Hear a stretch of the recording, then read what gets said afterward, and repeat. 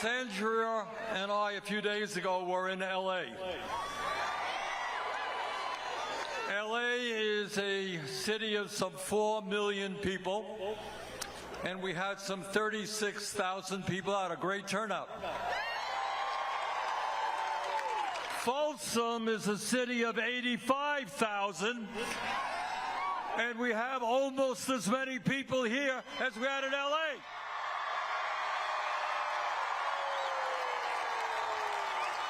I'm told we have close to 30,000 people here. Unbelievable. Let me thank Folsom Lake College,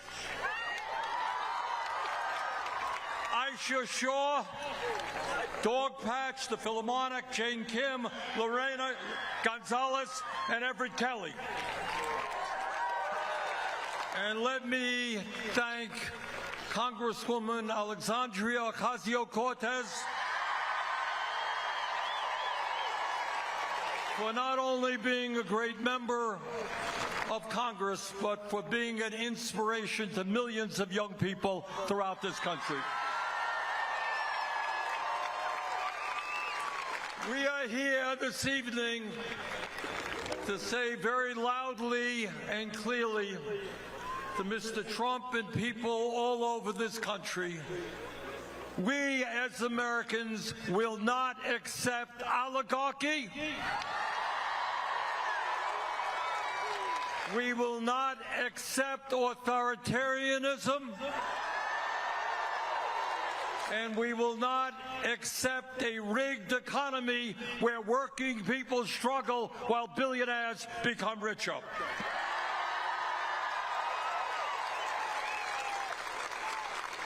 We will not accept a situation where, if you can believe it, one man, Elon Musk, you've heard of Elon.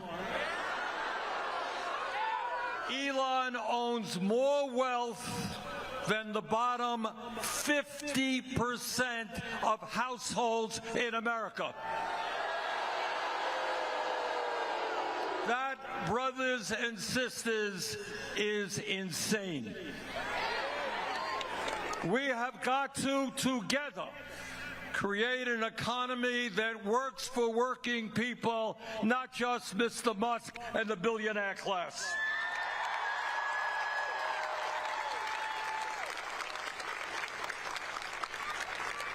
And to make a bad situation even worse, at a time of unprecedented income and wealth inequality, never had more inequality ever in America than we have today, Mr. Musk and the Republicans in Congress are working on a reconciliation bill.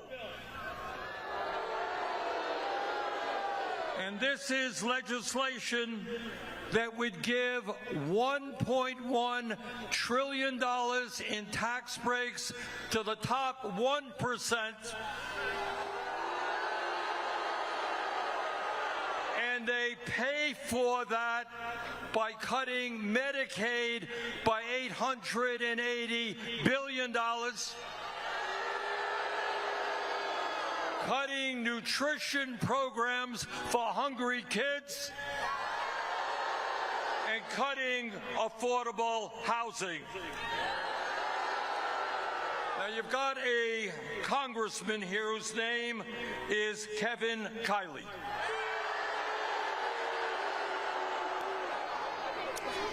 So I don't know if Mr. Kiley is watching the live stream or not. But, Mr. Kiley, I think some of your constituents have a message for you.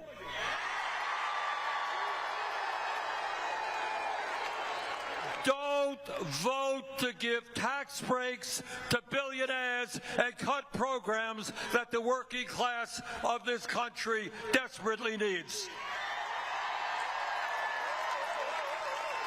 And by the way, Mr. Kiley, I have a feeling that some of your constituents would love to sit down and chat with you on that issue. Now, Alexandria comes from New York City. I come from Vermont. We've come a long way here. The least you could do is sit down with your constituents right here.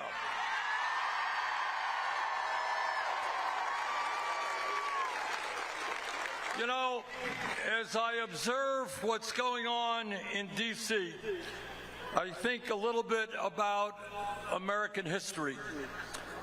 And I think about Abraham Lincoln at Gettysburg in 1863, and I think you all know this. Lincoln was there a few days after that horrific battle where 20,000 Union soldiers were killed or wounded in the fight to end the nightmare of slavery.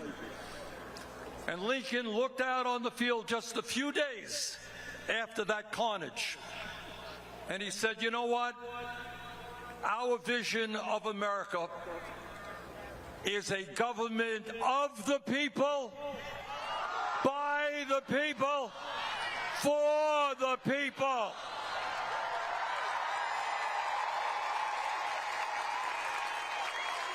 And that's why Alexandria and I are here this evening. We believe in a government of the people, by the people, and for the people, not a government of the billionaires, by the billionaires, and for the billionaires. And when we talk about oligarchy, it's not just the incredible economic power that the billionaires have, which is unprecedented. And it's not just about the massive income and wealth inequality, which is also unprecedented.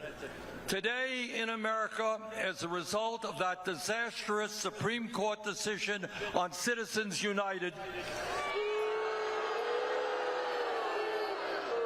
billionaires like Musk can put unlimited amounts of money into both political parties. So Mr. Musk himself put $270 million to elect Donald Trump as president.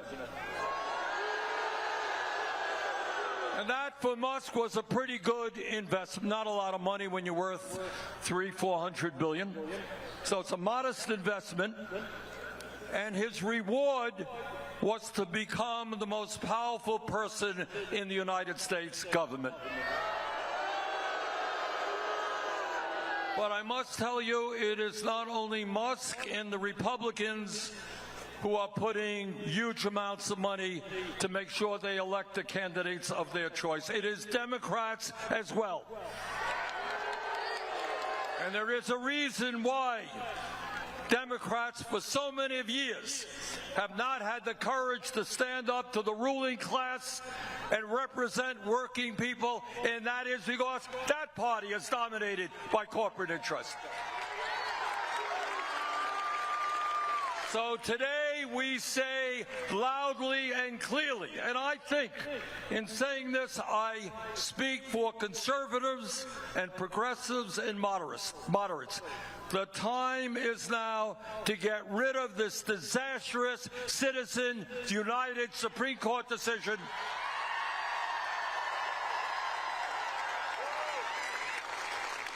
And move to public funding of elections. But brothers and sisters, it is not just oligarchy that we are fighting. We are fighting a president who undermines our Constitution every single day and threatens our freedom of speech and freedom of assembly. We are fighting a president whose agents are rounding up innocent people off the streets, throwing them into unmarked vans, and sending them to detention centers here in the United States, in El Salvador and elsewhere. That is not what happens in a democracy. That's what happens in a dictatorship. And together, we are not going to allow Donald Trump to create an authoritarian society.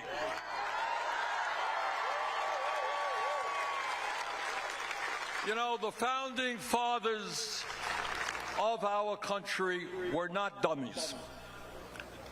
They had just fought a war against the British Empire and defeated the most powerful person on earth at that time, the King of England. And they sat around and they said, you know what?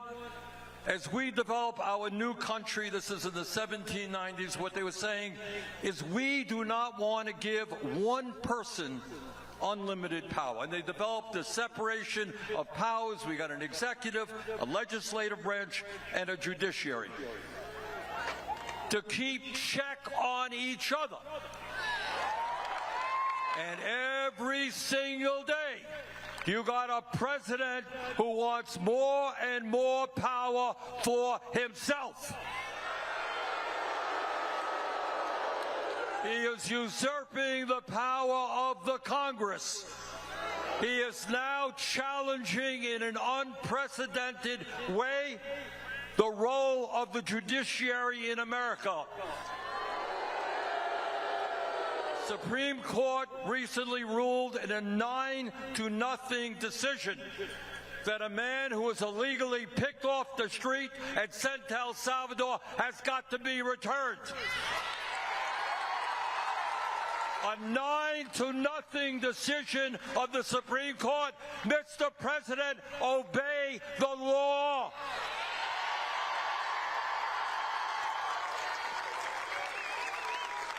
But it is not just Congress and the judiciary whose power he is trying to assume. It is the media as well. Apparently, he does not understand that in America we have freedom of speech. He has sued ABC, CBS, Meta, the Des Moines Register. His FCC is now investigating NPR and PBS. Just the other day, he said that CBS should lose its license. You know what they did? They ran a program which was critical of some of his policies. How terrible. And this is from a guy who has spent his entire political career attacking people, lying about people in the most vicious ways.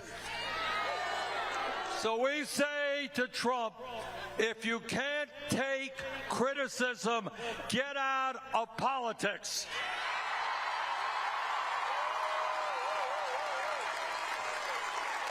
This is a democracy, and criticism and freedom of speech is what it's all about.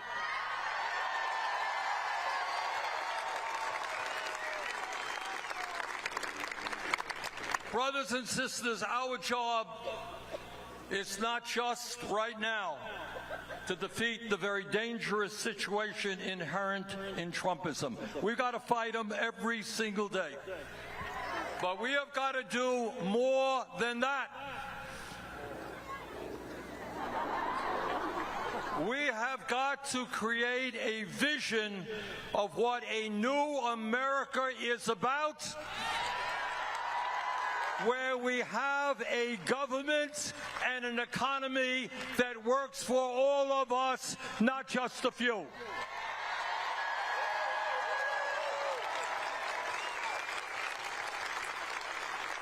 This is the wealthiest country in the history of the world. We should not have the highest rate of childhood poverty of almost any major country on earth. 0 through 4 are the most important years of human development. We should have the best child care system in the world, not a dysfunctional system. We should have the strongest public education system on earth. Do we have any teachers here? Thank you, teachers. And we want to make sure that our teachers are well paid and are respected.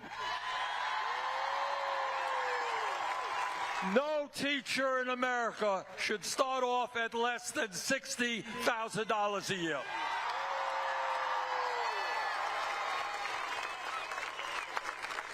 Unlike Trump, we understand the importance of education.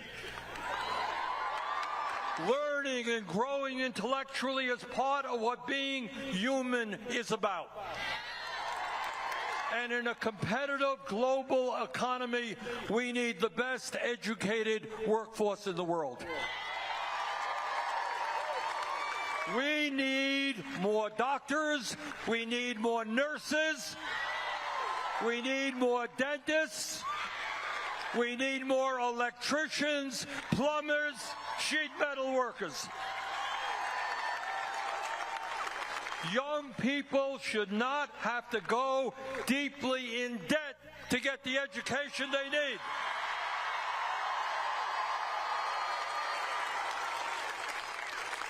You know, back in 1944, President Franklin Delano Roosevelt, one of the great presidents in our history, he said something that was enormously profound. It kind of got passed over because we're in the middle of World War II. But what he said at that point, he said, look, we have a great Constitution, freedom of speech, freedom of assembly, freedom of religion, etc., but we're lacking something. And what we're lacking is the understanding that economic rights are human rights. Now, the establishment doesn't want us to understand what that means. But what it means is that living in this country, the richest country on earth, a country where today we're seeing an explosion of technology, which is going to make us even wealthier. What we want is that technology to work for working people, not just the owners of the corporations.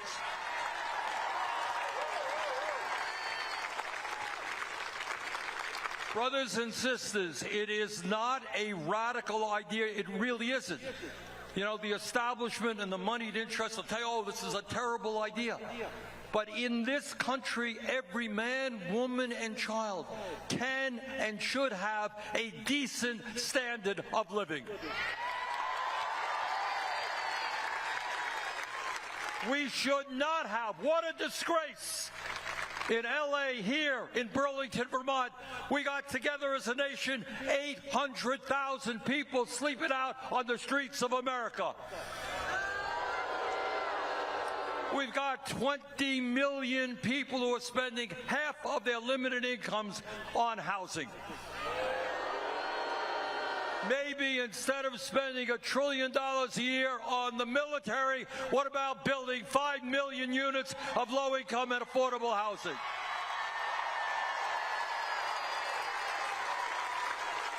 If you can believe it, and it's true, over the last 52 years, the average American worker today, in inflation accounted for dollars, is earning less than he or she did back then. You got that?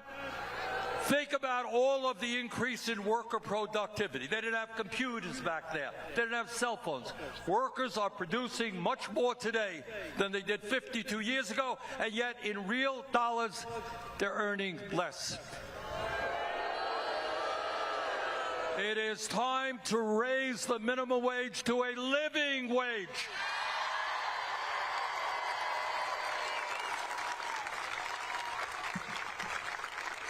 And brothers and sisters, it is the trade union movement in America that has developed and created the middle class. And millions of workers all over America want to join unions. We got some trade unionists here tonight. Thank you. They want to join unions, but they're unable to do so because the employers use illegal tactics to prevent them from organizing. And that is why we're going to pass what's called the PRO Act to make sure that every worker in America will be able to join a union.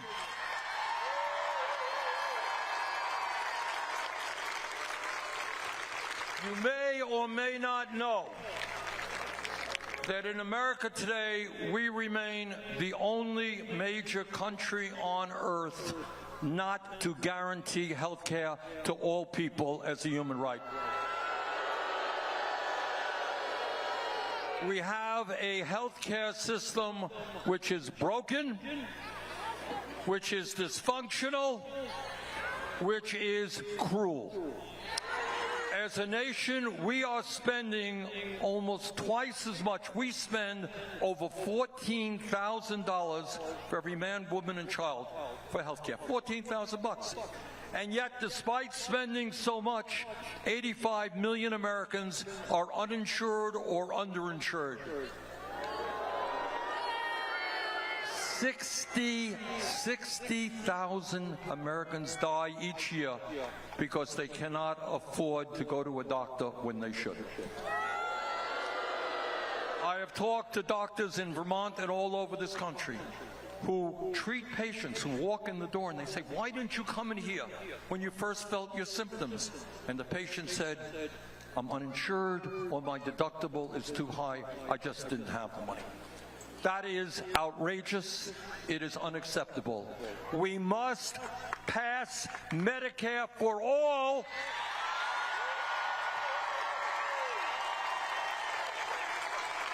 And guarantee health care to every man, woman, and child.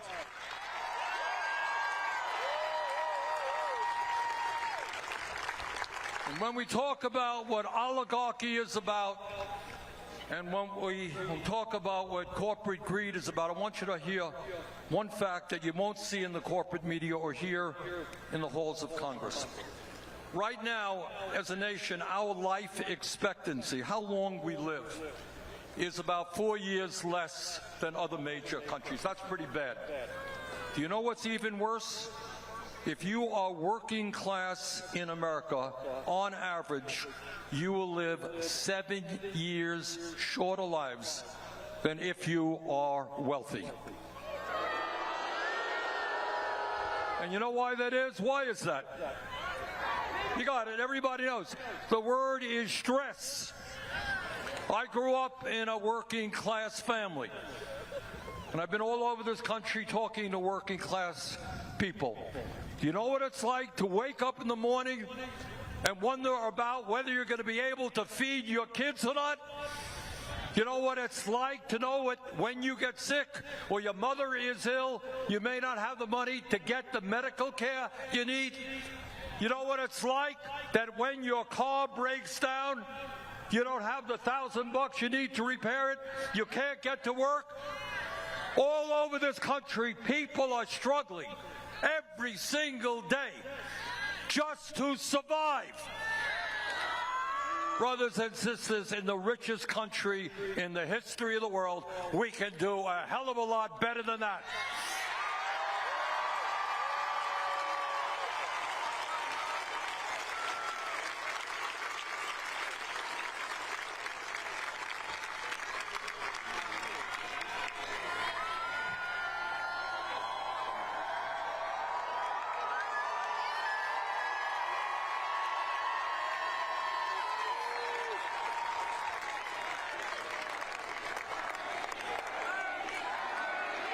Thank you.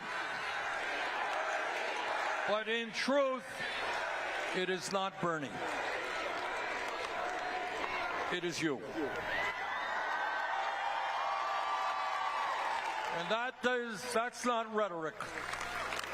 If we are going to defeat Trumpism, if we're going to create the kind of nation that we know we can become, it's going to take millions and millions of working people standing up together.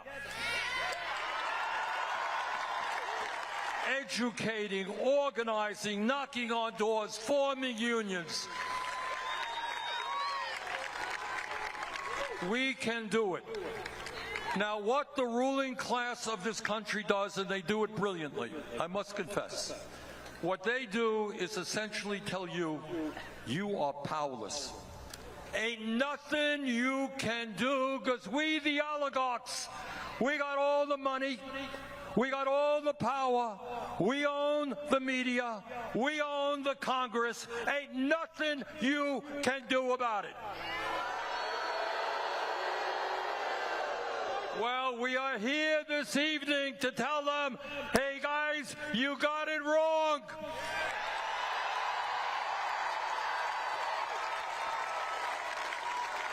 Because when we stand together and not let Trump and his friends divide us up by the color of our skin, or where we were born, or our sexual orientation, or our religion, when we stand together, there is nothing we cannot accomplish.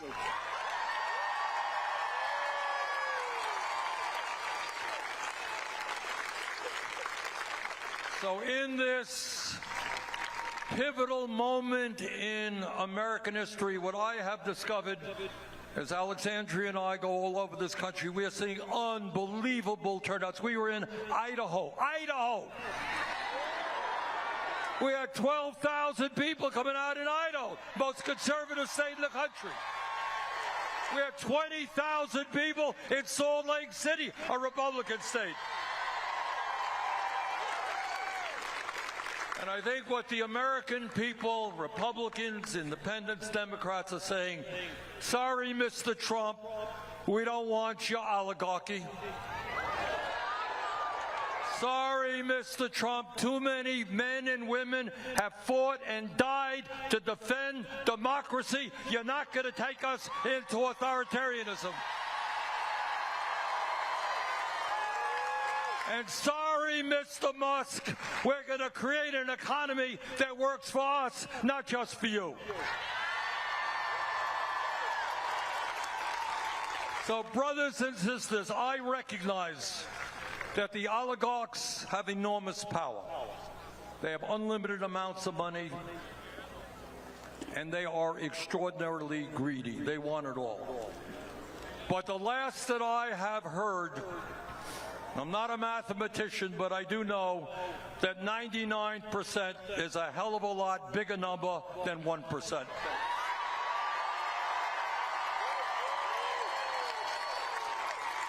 So let us stand together.